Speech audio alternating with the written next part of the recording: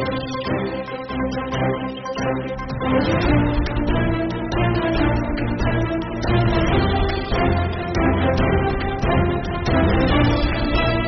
पत्रकार बंधुओं को बहुत बहुत नमस्कार और आज फिर आपका स्वागत है भारतीय जनता पार्टी के प्रदेश के हेडक्वार्टर में, जहां पर आपके माध्यम से हम राजस्थान के अंदर जिस तरह की गतिविधियां हो रही हैं, सरकार द्वारा जो बार बार पेपर लीक हो रहा है, एक के बाद एक जो पेपर लीक की घटनाएं हो रही हैं, उसको लेकर जनता तक संदेश पहुंचाना, कहीं सरकार को जगाने की एक कोशिश है।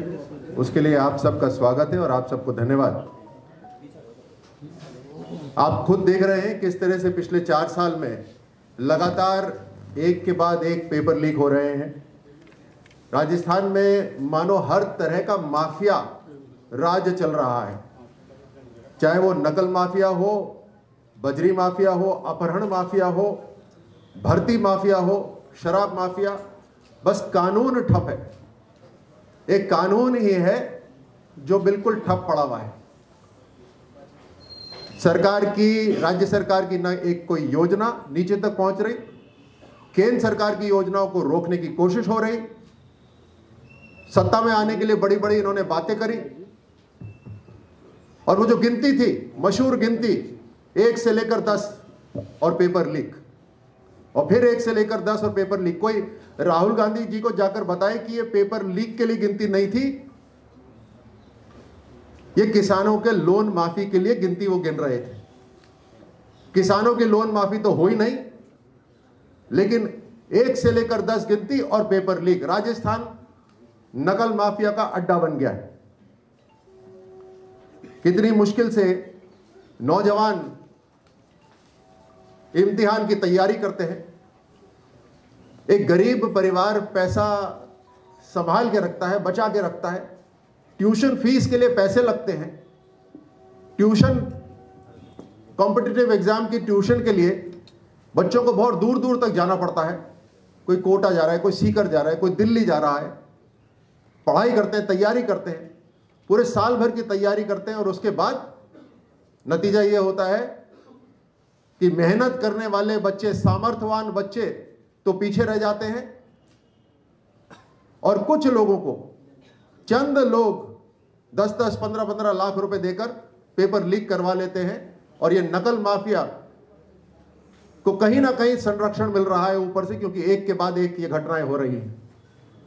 जाहिर सी बात है, जब इनके एजुकेशन मंत्री इतना बड़ा बयान देते हैं कि हमने इतना बड़ा कानून बनाया है कि अब किसी की हिमाकत नहीं होगी पेपर लीक होने की, और उसके अगले ही दिन 16वीं बार पेपर लीक हो जाता है। जरूर इसकी कड़ियां ऊपर तक जुड़ी होंगी। जब राजीव गांधी स्टडी सर्कल का उसमें नाम आता है, एक बहुत बड़े पेपर लीक में उसका नाम आता है, और यही नहीं, विकास मंजू नाम का व्यक्ति जो उस पेपर लीक में शामिल था, वो राहुल गांधी जी के साथ इस यात्रा में भी शामिल था। यानी पूरा संरक्षण, पूरा आशीर्वाद, इनके तार ऊपर तक जुड़े हुए ही होंगे। जब माध्यमिक शिक्षा बोर्ड के जो चेयरमैन डीपी जारोली जब उस समय बयान देते हैं कि इसके अंदर पेपर लीक में राजनीतिक संरक्षण मिला हुआ है, और उसके बावजूद उनको क्लीन चिट मिल जाती है। अभी 18 जुलाई 2022 को Rajasthan university of veterinary and animal sciences Bikaner के अंदर कुछ वैकेंसीज निकली। उसका विज्ञापन निकला 18 जुलाई 2022 को। पता चला उसके अंदर बड़ी गड़बड़ी हो रही है, तो 25 नवंबर को सरकार ने, शासन उप सचिव ने पत्र लिखकर कहा कि इसके अंदर धांधली हो रही है, इसके ऊपर इंक्वायरी हो, और 28 नवंबर 2022 तक इसकी रिपोर्ट दी जाए। लेकिन 28 नवंबर कब का निकल गया, इसके ऊपर कोई कार्रवाई नहीं हो रही। ठंडे बस्ते में इसको डाल दिया गया है, क्योंकि ऊपर तक संरक्षण मिल रहा है, ऊपर तक तार जुड़े हुए हैं। वो इससे भी पता चलता है, जब आरएएस का इंटरव्यू, जो इतना महत्वपूर्ण इंटरव्यू है, उसके अंदर एक परिवार इंटरव्यू में पास हो जाता है, बाकी सब छूट जाते हैं। और वो परिवार किसका है आप मुझसे बेहतर जानते हैं। किस डिपार्टमेंट के वो मंत्री थी आप मुझसे बेहतर जानते हैं। लगातार ये जो बातें हैं जो मैंने आपके सामने रखी हैं, और मैं अब गिनती करता हूं जरा कौन कौन से पेपर रद्द हुए। लाइब्रेरियन भर्ती दिसंबर 2019, भर्ती परीक्षा पेपर लीक, पेपर रद्द। जेईएन सिविल डिग्री दिसंबर 2020, परीक्षा पेपर लीक, पेपर रद्द। रीट लेवल 2 2021, सितंबर 2021 में परीक्षा पेपर लीक, पेपर रद्द। रीट लेवल 2 परीक्षा रद्द दोबारा हुई, तब भी पेपर लीक हो गया। कांस्टेबल भर्ती 2018 पेपर लीक, परीक्षा रद्द। कांस्टेबल भर्ती 2022 मई 2022 में दूसरी पारी का पेपर भी लीक। पटवारी भर्ती परीक्षा पेपर लीक। पशुधन सहायक भर्ती पेपर लीक। हाईकोर्ट एलडीसी भर्ती मार्च 2022, परीक्षा पेपर लीक, पेपर रद्द। एएसआई भर्ती, पुलिस वाले भी नहीं बचे, उनका भी पेपर लीक। मेडिकल ऑफिसर 2 बार परीक्षा ऑनलाइन, भारी गड़बड़ी हुई उसमें। सीएचओ भर्ती 2022 पेपर लीक हुआ, मुकदमा दर्ज हुआ। वन रक्षक भर्ती 2020 सोशल मीडिया पे पेपर लीक, परीक्षा रद्द। बिजली विभाग टेक्निकल हेल्पर भर्ती 6 केंद्रों पर परीक्षा रद्द। आरपीएस सेकंड ग्रेड शिक्षक भर्ती 2022 पेपर लीक। जोधपुर विश्वविद्यालय परीक्षा का पेपर लीक। ये हमने अपने आप लिस्ट नहीं बनाई, ये हमारे राजस्थान के नौजवान इससे पीड़ित हैं। एक के बाद एक जो पेपर लीक हो रहा है, और पहले ही इम्तिहान करने की तैयारी करना आसान काम नहीं होता। उस बच्चे के साथ पूरा परिवार लगता है, परिवार के साधन लग जाते हैं, पूरे साल इंतजार करना पड़ता है। हो सकता है किसी दूसरे के बच्चे की जो हिस्से की जो शिक्षा हो, जो पैसा हो, वो दूसरे बच्चे में लगा दिया जाता है। ये सब होने के बाद वो साल का पेपर लीक हो जाता है, रद्द हो जाता है। लेकिन इन बड़े परिवारों को कोई असर नहीं पड़ता, क्योंकि इनके परिवार आगे बढ़ते जा रहे हैं। जो जिस परिवार की गुलामी करने का फक्र करते हैं, गर्व करते हैं, उनके परिवार भी पूरे भर्तियों के अंदर पूरे पास हो रहे हैं। तो पिसने वाले सिर्फ राजस्थान के साधारण नौजवान हैं, किसान के बच्चे हैं, मजदूर के बच्चे हैं, जो सरकारी अधिकारी हैं, जूनियर अधिकारी, उनके बच्चे हैं, साधारण परिवारों के बच्चे हैं, ये जो इस पूरी श्रृंखला के अंदर पिस रहे हैं। ये सब होने के बावजूद जब विपक्ष मांग करता है कि सीबीआई की जांच होनी चाहिए, तो उस जांच को मना कर दिया जाता है। अभी जिस तरह से मैंने आपको बताया कि इसके तार ऊपर तक मिले हुए हैं, और उसके सारे के सारे सबूत आपके सामने मैंने रखे, सर्कमस्टेंशियल एविडेंस आपके सामने है, एक के बाद एक। ये अपने आप में साबित करता है कि किस कारण से बाहरी एजेंसी, केंद्रीय एजेंसी, सीबीआई एजेंसी को राजस्थान के अंदर जो पेपर लीक हो रहे हैं उसकी इंक्वायरी करने की अनुमति नहीं दी जा रही, क्योंकि बड़े बड़े नाम उजागर हो जाएंगे। लेकिन ये दुख की बात है कि जो जिम्मेदारी राजस्थान सरकार की थी, राजस्थान सरकार अपनी जिम्मेदारी नहीं निभा रही, सिर्फ एक परिवार को आगे बढ़ाने में लगी हुई है, एक परिवार का करियर बनाने में लगी हुई है, और राजस्थान के जो लाखों परिवार हैं उनके बच्चे पिस रहे हैं। साल भर मेहनत करते हैं लेकिन उसका कोई नतीजा नहीं निकलता।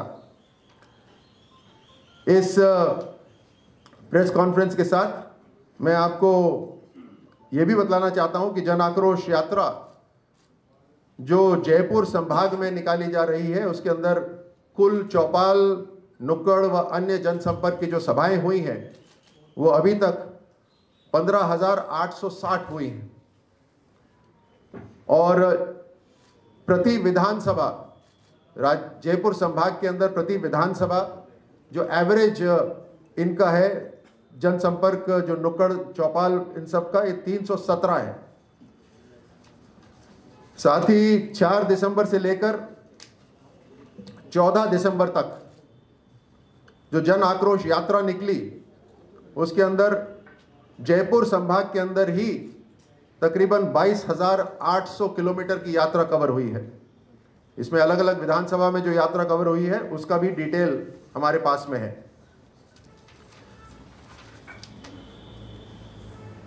कुल संपर्क जो जितने लोगों से हुआ है जयपुर संभाग के अंदर तकरीबन 31.5 लाख लोगों से जयपुर संभाग के अंदर संपर्क हुआ है।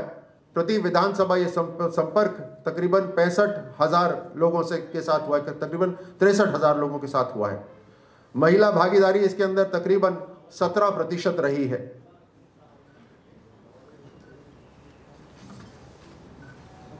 इस प्रेस कॉन्फ्रेंस से संबंधित अगर आपके प्रश्न हो तो वो प्रश्न मैं लेने को तैयार हूं। गहलोत साहब कह रहे हैं कि पेपर अन्य राज्यों में भी लीक होते हैं लेकिन वहाँ आरोपी नहीं पकड़े जाते। हमारे ही काफी है कि आरोपी पकड़ते रहेंगे, पेपर आउट होते रहेंगे। सबसे पहले तो जितनी बड़ी मात्रा में राजस्थान में पेपर लीक हो रहे हैं उतने कहीं पे भी नहीं लीक हो रहे। दूसरी, अभी जैसे जो पेपर लीक हुआ उसके अंदर जो इन्होंने 55 लोग गिरफ्तार करे, उसमें तो विद्यार्थी शामिल हैं जो उस बस में बैठे हुए थे, और जो उनको पेपर सॉल्व करके दे रहे थे, सुलझा के दे रहे थे, वो शामिल हैं। लेकिन जो मूल जड़ में हैं वो अभी तक नहीं पकड़े गए। और जिस तरह से मैंने उदाहरण दिया कि जो अधिकारी खुद बोल रहे थे कि इसके अंदर संरक्षण मिला हुआ है, राजनीतिक संरक्षण मिला हुआ है, उनको क्लीन चिट मिली हुई है। अगर जड़ तक पहुंच जाती राज्य सरकार तो यह समस्या हल हो जाती। जिस तरह से बीडी कल्ला जी ने बोला कि इतना कष्ट, इतना कड़ा कानून बनाएंगे हम कि किसी की हिमाकत नहीं होगी। अगर ऐसा बोलने का दम रखते हैं तो काम करने का भी तो दम रखें, क्योंकि यह समस्या उनके परिवारों के लिए नहीं है, यह समस्या साधारण लोगों के परिवारों के लिए है। और इसीलिए हम कह रहे हैं कि राजस्थान की जो सरकार है उसके अंदर आरपीएससी तक, सरकार तक नकल माफिया के साथ मिलावा लग रहा है। जी सरकार कह रही है कि एनएसए के तहत कार्रवाई होगी जिसमें प्रॉपर्टी भी अटैच की जाएगी, तो क्या इससे कोई फर्क पड़ेगा? प्रॉपर्टी नीलामी पे आएगी, प्रॉपर्टी अटैच की जाएगी। जो भी सख्त से सख्त कानून लगाया जाए जिससे पेपर लीक या दूसरा माफिया अंकुश में आए, वैसा कानून लगाना चाहिए। कानून कौन सा लगाना है या कानून नया बनाना है, ये सरकार की जिम्मेदारी है। लेकिन 4 साल हो गए, 16 पेपर लीक हो गए, अब जब ये चुनाव में जाने की बारी आ रही है तो ये सिर्फ फिर बड़ी बड़ी बातें कर रहे हैं। जैसे मैंने पिछली प्रेस कॉन्फ्रेंस में कहा था, लड़की हूं, लड़ सकती हूं, एक भी विक्टिम के आंसू पहुंचने गई है क्या? ये नहीं गई। तो ये बड़ी बड़ी बातें बहुत सारी करते हैं लेकिन काम नहीं करते। सर, आपकी सरकार आएगी तो कार्रवाई हुई, लेकिन बीजेपी अपनी राजनीति कर रही है और अन्य दल अपनी राजनीति कर रहे हैं। सरकार केवल टका सा जवाब दे देती है। आखिरकार इस पेपर लीक को रोकने के लिए क्या सुझाव हो सकते हैं, क्या ऐसे उपाय हो सकते हैं जो समस्या समाप्त हो सकती है राजस्थान से? इसके लिए क्यों नहीं आगे बढ़ते आप लोग? बहुत अजीब सी बात है ये कि सरकार ये कह रही है कि विपक्ष पेपर क्यों नहीं रोक पा रही, पेपर लीक क्यों नहीं रोक पा रही। ये कैसी बात हो गई? सरकार की जिम्मेदारी है, विपक्ष सड़कों पर भी उतर रही है, विपक्ष प्रेस कॉन्फ्रेंस भी कर रही है, सोशल मीडिया के माध्यम से पूरे राजस्थान और पूरे देश को जागरूक कर रही है। अभी इनके घर पे ताले लगाए हमारे युवा मोर्चा ने। अजमेर के अंदर धरना हुआ, अजमेर के अंदर सांसद को आरपीएससी के अंदर जाने नहीं दिया, उनकी गाड़ी वापस लौट कर आई। बीकानेर के अंदर हुआ, कोटा के अंदर पानी के अंदर बच्चे वहां खड़े हुए हैं ठंडे पानी के अंदर। एक दंपति आज दूसरे कारण से लेकिन पानी की टंकी पर चढ़े हुए थे, जो जब उनकी जो समस्या थी, जो भी समस्या थी, पेपर लीक से संबंधित नहीं थी, लेकिन जो भी समस्या थी उसका समाधान नहीं हो रहा था, पुलिस सुनने को तैयार नहीं थी। घर पे नकली फर्जी पट्टे बना के, फर्जी पट्टे का कुछ मामला था जहां कहीं ना कहीं उनकी जमीन छीनी जा रही होगी। यह काम हो रहा है राजस्थान सरकार के अंदर हर जगह, और सुनवाई नहीं हो रही क्योंकि पुलिस इन विधायकों के साथ मिली हुई है, दबाव में है पुलिस। पुलिस गलत नहीं है, लेकिन इनको दबा के रखा हुआ है। और इसीलिए ये आज जनता को आक्रोशित है, टंकियों पे चढ़ना पड़ रहा है अपनी बात सुनवाने के लिए। युवाओं को मंत्री के घर पे ताला लगाना पड़ रहा है। आज आपके सामने प्रेस कॉन्फ्रेंस करते हुए 16 पेपर लीक की बात करते हुए राजस्थान की हमें कोई खुशी नहीं हो रही, क्योंकि कहीं ना कहीं राजस्थान के नौजवान इस पूरी दौड़ के अंदर पिछड़ते जा रहे हैं। ये राजस्थान में अधिकारी बनते और राजस्थान में अधिकारी बनकर ये कहीं ना कहीं सेवा में ही जुड़ते हैं, लेकिन किस तरह के माहौल से ये होकर गुजर रहे हैं, इनकी मानसिक अवस्था क्या होगी इन नौजवानों की, आप इसका सोचिए। ये भाजपा कांग्रेस का मामला कतई नहीं है, ये आने वाली भारत की भावी पीढ़ी की मानसिक अवस्था, उनके परिवारों की मानसिक अवस्था की बात है, और इसीलिए बहुत ही गंभीर बात है। जी, आपकी सरकार क्या कार्रवाई करेगी इस पे? आपकी सरकार राजस्थान में कार्रवाई करेगी? मैंने तो पिछली प्रेस कॉन्फ्रेंस में ही बोला था कि जितने गुंडे बदमाश जो राजस्थान के आए हुए, अंदर आए हुए, जो ये जितना माफिया चल रहा है, वो इस गलतफहमी में नहीं रहे कि उनकी फाइलें चुनाव के बाद बंद हो जाएगी या चुनाव होते ही बंद हो जाएगी।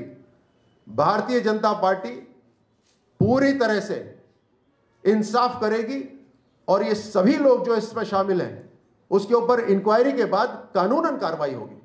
राजनीतिक पार्टियां माफिया का सरगना बन गया। पेपर लीक की कोई समस्या हर स्टेट की है, राजस्थान और बीजेपी कांग्रेस की नहीं है, तो क्या सेंट्रल गवर्नमेंट इस पे कोई कानून ला सकती है जिससे सेंट्रल गवर्नमेंट का दबाव आके स्टेट लेवल पे कार्रवाई की जा सके? देखिए, जब जब केंद्र सरकार कानून बनाती है तो राज्य सरकार हमेशा ये कहती है कि हमारे दायरे में दखलंदाजी हो रही है, ये संविधान के तहत हमारी जिम्मेदारी है और हमारे ऊपर रहने दीजिए, ये हर बार करती है। इसलिए मुझे लगता है कि ऐसी स्थिति में हम ना जाएं कि परिस्थिति ऐसे बना दे कि राज्य सरकार ने पूरा काम करना ही छोड़ दिया कि केंद्र सरकार को इंटरवीन करना पड़े। जो जिम्मेदारी है उस जिम्मेदारी को निभाए। राजवर्धन जी, आप राजवर्धन जी, आप कह रहे हैं कि इतने माफिया राजस्थान में पनप रहा है, जबकि माफिया तो पूरे हिंदुस्तान में पनप रहा है। इन्हीं माफियाओं को सरकारी राजनीतिक पार्टी बनता जा रहा है, उसमें भाजपा भी अछूता नहीं है। आप क्या कहेंगे इस पर? उत्तर प्रदेश, मध्य प्रदेश, हरियाणा, वहां से सारा माफिया भाग भाग के यहां पर संरक्षण के लिए आ रहा है। उत्तर प्रदेश के अंदर गुंडे बदमाश गर्दन में तख्ती डाल के घूमते हैं कि हमें तुरंत जेल में डाल दो, वहीं सुरक्षित हैं। लेकिन राजस्थान में वो अपने आप को, गुंडे बदमाश अपने आप को सरकार के बराबर समझ रहे हैं। यह स्थिति है। जब कानून व्यवस्था मजबूत होती है तो अपने आप साधारण जो नागरिक होते हैं वो चैन की नींद सोते हैं। आप शहर में रहते हैं, आइए जयपुर ग्रामीण में, गांव में जाइए, देखिए किस तरह से वहां पर कनपट्टी पे बंदूक लगाकर आपकी दिन भर की मेहनत की कमाई छीन के ले जाएंगे। रात को आपको डर लगेगा कि कब आपके दरवाजे के ऊपर कोई खटखटाएगा। आपको डर लगेगा रास्ते में कहीं चल के जाने में। और पुलिस से पूछो, बोलते हैं कि हमारे पास जो नफरी है वो बहुत कम है, जो हमारी चौकियां हैं वो बहुत कम है। अभी हाल ही में मैं झुंझुनू गया। झुंझुनू के अंदर हमारा बलिदान स्मारक के ऊपर एक सभा थी।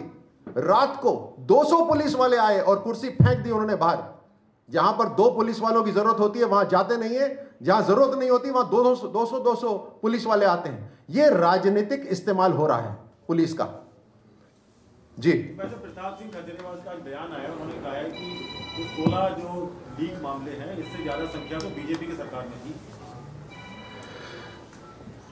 देखिए, ये हवाई फायर जो करते हैं ना, अब उनकी क्या बात करी जाए। जिस राज्य की जिम्मेदारी उनके पास में है उस राज्य के अंदर हमने आपको पेपर दिखाकर अभी बता दिया कि 16 पेपर लीक हुए। अगर मुकाबले की बात कर रहे हैं तो जनता को पीने का पानी के मुकाबले में आए राजस्थान सरकार। वहां पर पूरे देश में आखिरी पायदान पर है राजस्थान। अगर मुकाबला करना ही है दूसरे राज्यों के साथ तो ऐसे मुकाबले में आए। यह कोई बहाना हुआ कि दूसरे राज्यों के अंदर हो रहा है? हम राजस्थान की बात कर रहे हैं, जिम्मेदारी इनको सिर्फ राजस्थान की दी हुई है, किसी और की नहीं दी हुई। नहीं, वो राजस्थान की बात कर रहे हैं। राजस्थान में बीजेपी सरकार में सबसे ज्यादा पेपर लीक हुए। नहीं, कतई नहीं हुए। 11 मार्च 2018 को 15,000 कांस्टेबल की भर्ती थी, जिसके अंदर पेपर लीक का मामला सामने आया था। 15,000 जो है भर्तियां थी, उसके अंदर उस वक्त बीजेपी की सरकार थी। इससे पहले भी है जो है एक पेपर का मामला, जिसके अंदर बीजेपी की सरकार थी।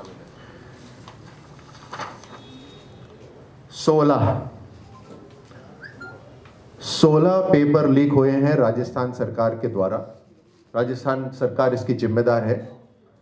इसका उत्तर सिर्फ राजस्थान सरकार ही दे सकती है। रीट पेपर जिसकी जिम्मेदारी एजुकेशन विभाग की होनी चाहिए,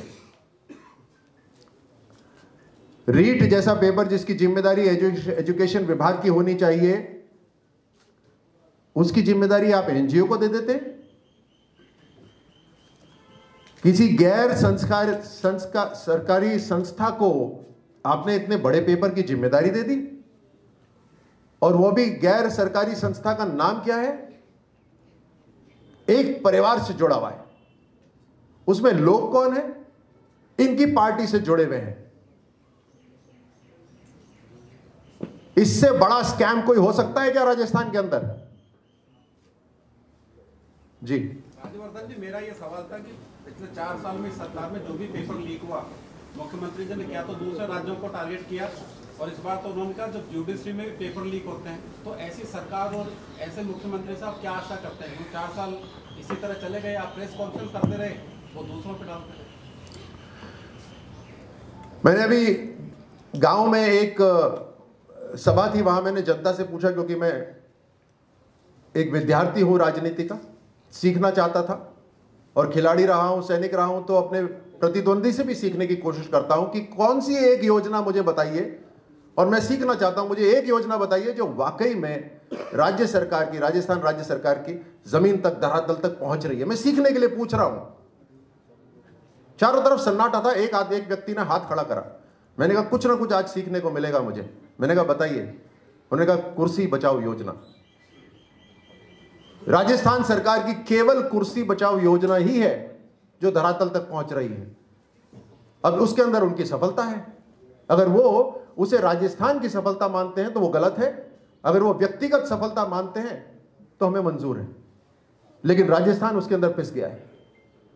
और कोई सर, जिस तरीके से आपने कहा कि विधायकों के दबाव में पुलिस काम कर रही है, उनके अंडर में रहकर काम कर रही है, क्या उनके पुलिस के पास इतना अधिकार नहीं है कि वो अपने बलबूते पर इस जो क्राइम बढ़ता जा रहा है दिनों दिन, उन पे वो कार्रवाई कर सके? क्या भाजपा की सरकार 2023-24 में जब आएगी उनको पूर्ण आज़ादी मिलेगी इस काम के लिए? लीडरशिप का बहुत असर पड़ता है। Leadership matters. अगर मजबूत लीडरशिप होती है तो उसका असर नीचे तक जाता है। और गृह मंत्री होने के नाते गहलोत साहब को सबसे पहली जिम्मेदारी जो पुलिस को देनी थी वो ये कि राजस्थान की जनता चैन की नींद सो सके, आजादी से काम कर सके। जो कानून का पालन करते हैं, जो नियमों का पालन करते हैं, उन्हें भय नहीं हो, उन्हें खौफ नहीं हो। यह सबसे पहला आदेश होना चाहिए था। लेकिन राजस्थान में हालात अलग है। आशीष जी एक मिनट। विधायक जो है राजस्थान के अंदर और जो पूर्व केंद्रीय मंत्री भी रहे हैं, गोदवाल जी आप तो खुद ही उस विधानसभा क्षेत्र से हो। खंडार में जिस तरीके से अशोक बैरवा जी के साथ में धक्का मुक्की हुई है, उसके बाद में वो कल मंच से नीचे भी बैठ गए कि मैं तो मेरा ही कोई काम नहीं हो रहा है इस विषय को लेके। इसके अलावा नमो नारायण जी के साथ जिस तरीके का व्यवहार हो रहा है, इस सबको आप किस तरीके से देख रहे हो, क्योंकि आप उसी विधानसभा क्षेत्र से? देखिए, मुझे ये लगता है कि जो भारत जोड़ो यात्रा थी, ये राजस्थान के SC/ST के नेताओं का अपमान की यात्रा बन गई। नमो नारायण जी जैसा व्यक्ति जो कैबिनेट में मिनिस्टर रहे और 2 बार के सांसद रहे, उनको एक गाड़ी में स्थान ना मिलना, 4 बार के विधायक को धक्का देकर भगा देना, और एक फॉरेस्ट की NOC के लिए उस विधायक को अपनी ही सरकार की 4 साल की उपलब्धि के कार्यक्रम में मंच से नीचे उतर कर बैठ जाना, ये कहना कि मुझे फॉरेस्ट के लोग काम नहीं करने दे रहे, इसलिए मैं नीचे बैठा हूं। और आपको बहुत जानकर आश्चर्य होगा कि वहाँ के अखबार ने छापा है सवाई माधोपुर में कि जब वहाँ पर कुछ लोग भारत माता की जय बोल के और वंदे मातरम और जय भोलेनाथ की बोल के घुसे तो कांग्रेसियों में हड़कंप मच गया और वो कहने लगे कि भाजपा वाले आ गए। लेकिन उन्होंने देखा कि अशोक बैरवा खुद भाजपाइयों का रूप बनकर आया और उसने ही अपनी सरकार को टारगेट कर दिया कि मुझे मेरे क्षेत्र में एक रोड की एनओसी नहीं मिल रही है, इसलिए मेरा काम अटका हुआ है और इस सरकार में एससी एसटी के लोगों के साथ दुर्व्यवहार हो रहा है। और ये यात्रा राजस्थान के एससी एसटी के लोगों को अपमानित करने की यात्रा थी। एक मिनट पीयूष जी कर्नल साहब एक सवाल है। गहलोत साहब ने कल कहा कि बीजेपी और आरएसएस के लोगों ने राम और सीता को ही बांट दिया। देश या राम बोलना चाहिए, देश भी राम की बात दिया। सर इसी में मैं ऐड करूंगा, उन्होंने ये भी बयान में कहा है कि जो बीजेपी में है और जो आरएसएस में है सिर्फ वही हिंदू है, बाकी कोई हिंदू नहीं। बीजेपी को ये लगता है। देखिए, एक इनसिक्योरिटी कॉम्प्लेक्स होता है। जो कांग्रेस आज तक हिंदू धर्म से परहेज करती आ रही थी, जबकि प्रधानमंत्री मोदी जी खुद बोलते हैं कि सबका साथ और सबका विकास, कानून जो हो सबके लिए बराबर हो, लेकिन ये कांग्रेस पार्टी शुरू से तुष्टीकरण की राजनीति कर रही थी। हिंदू समाज, हिंदू धर्म, हिंदू मंदिरों से परहेज करने का इनका एक डीएनए बन गया था। लेकिन पिछले 8 साल में जो परिवर्तन आया वो आप और हमने सबने देखा कि अब ये खास तौर से मंदिरों में जा रहे हैं। अच्छी बात है, इनका स्वागत है। हम ये मानते हैं कि इस देश को चलाने के लिए हर व्यक्ति जो भारत को सबसे पहले रखता हो उसका स्वागत है और उसकी जरूरत है। प्रधानमंत्री मोदी जी और हमारी भारतीय जनता पार्टी का भी जो फिलॉसफी है, विचारधारा है, वो यही कि भारत सबसे पहले। तो इसके अंदर ये इनका इंफीरियरिटी, इनका जो कॉम्प्लेक्स है, इनसिक्योरिटी जो कॉम्प्लेक्स है, वो ये सारी बातें बाहर ला रहा है। हम ये बातें नहीं करते, हम सबकी बात करते हैं, हम सबको आगे ले जाने की बात करते हैं, लेकिन वो घूम फिर कर वापस एक ही धर्म की बात करते हैं जिसे वो परहेज करते थे अभी तक। अंतिम प्रश्न जीतेश जी, अंतिम प्रश्न जीतेश। मिस्टर मुफ्ती इस्माइल, उनसे टाइम्स नाउ ने सवाल किया की आत्महत्या और लव जिहाद को लेकर। Then he saying that it's the policy of BJP to give religious colour everything.